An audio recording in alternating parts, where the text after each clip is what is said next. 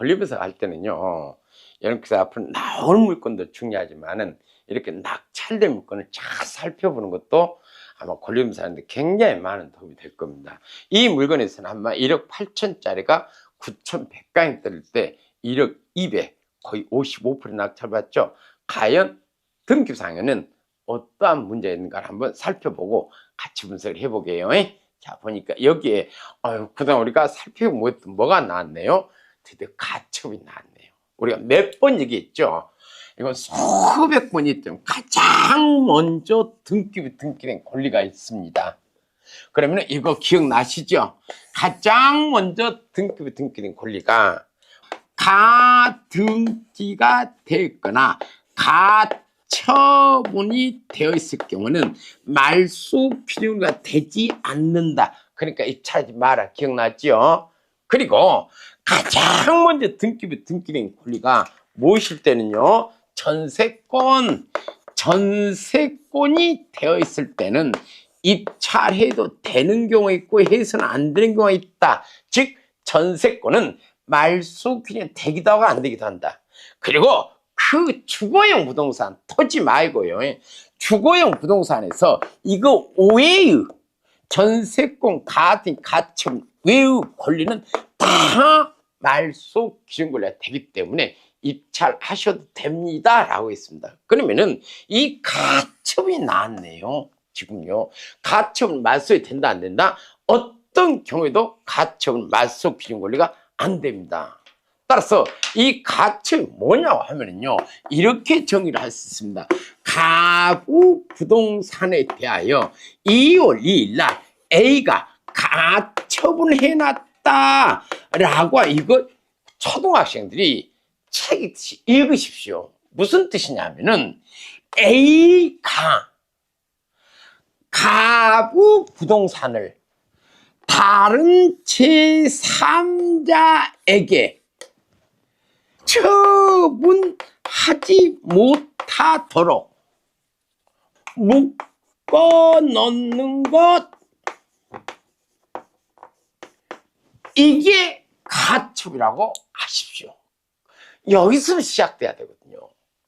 이 사례에서 마찬가지로 김땡땡씨의 부동산을 상록수에서 다른 제3자에게 처분하지 말아라 라고 묶어놨어요. 그러면은 왜 묶어놨을까요? 즉 상록수에서는 김땡땡씨 부동산을 처분하지 못하도록 묶어놓고 뭔가 얻을 것이 있어야 되겠죠. 얻을 것이 있거나 어떤 목적을 달성하기 위해서 묶어놨을 겁니다. 우리 이것을 뭐라고 한다? 피보전 권리라고 합니다. 따라서 가처분에서 가장 중요한 것은 이 피보전 권리입니다. 즉 피보전 권리는 한마디로 말해서 가처분권자가 가처분을 한 목적, 달성하고자 하는 목적, 우리 이것을 뭐라고 한다? 피보정을. 여기서 피보정을 뭡니까? 지금 바로 이겁니다. 사회행위 취소를 원인으로 한 소유권 이전 등기 말소 청구권을 보존하기 위해서랍니다. 대체 뭔 말이에요? 좀 말이 어렵죠. 이것을 이렇게 풀면은 쉬워요. 자, 따라와 보세요. 피보증은 뭐냐면 이 사례 봐서는 지금 이제 실제 사례 제가 말씀드려 참 죄송한데, 지금 현재 이 집은요, A라는 사람 소유였습니다. A 소유. A라는 분이 돌아가시자 A의 재산을 상속받겠죠. 누구요? 여기 상속 나오잖아요. 상속. 근데 원래는 김땡땡 씨하고 김땡땡 씨가 형, 그리고 아이고 땡땡 씨 또 하니까 그러네, 세모 칠게요. 땡땡 씨가 동생, 이렇게 상속을 받아야 돼. 그래서 얘가 물론 똑같이 받지만 지금 이거 이해 두께 있어요.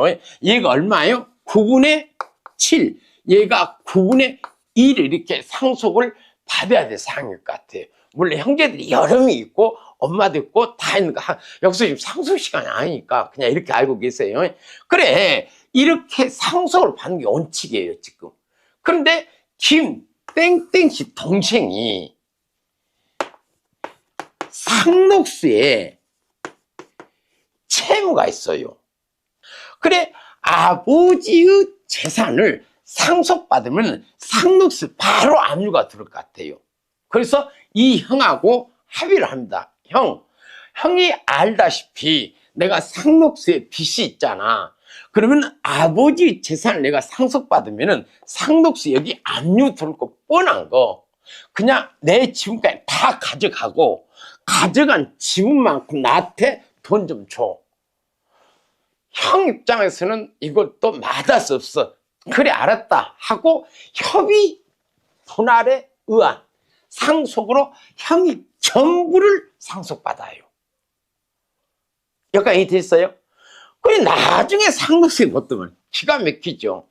동생한테 받았던 9분의 1을 상속받은 압류해서 채권 해소하려고 했는데, 아이, 동생 이것을 형한테 다 넘겨버렸네요. 이것은 채권자인 상록수를 해치기 위한 사악한 행위죠. 우리 이것을 사회행위라고 그럽니다. 그래서 상록수에서는 일단 김땡땡씨 부동산을 묶어놔야 되겠죠. 그래서 가처분을 한 것입니다. 얼마만큼요? 9분의 2만큼 동생 지분을 네 앞으로 된 소유권을 말소시키고 동생으로 해놔라고. 그러면 압류를 하겠죠. 그 내용이거든요. 그럼 여기서 이 상록수에서 그 목적을 달성했으면은 이 가처분은 말소됩니다. 그러나 그 목적을 달성하지 않았으면 이 가처분은 시퍼렇게 살아있어서 이러한 부동산 낙찰받은 낙찰자는 9분의 2만큼 소유권을 빼앗겨요. 그럼 이 사례에서는 상록수는 가처분 후 목적을 달성했나요? 상록수가 강제의 신청했다는 목적을 달성했다 이렇게 볼 수 있어요. 근데 상록수에서 경비 신청하지 않고 어디서요? 농협에서 경비 신청했죠. 가액배상 판결을 받아. 따라서 이 경우 상록수 가처분은 시퍼렇게 살아있는 권리로서 낙찰자는 이 부동산을 낙찰받을 경우 9분의 2만큼 소유권을 상실하게 되는 물건입니다. 따라서 가처분 있는 물건들은 이 피보존권을 잘 분석하시고 입찰하시기 바랍니다.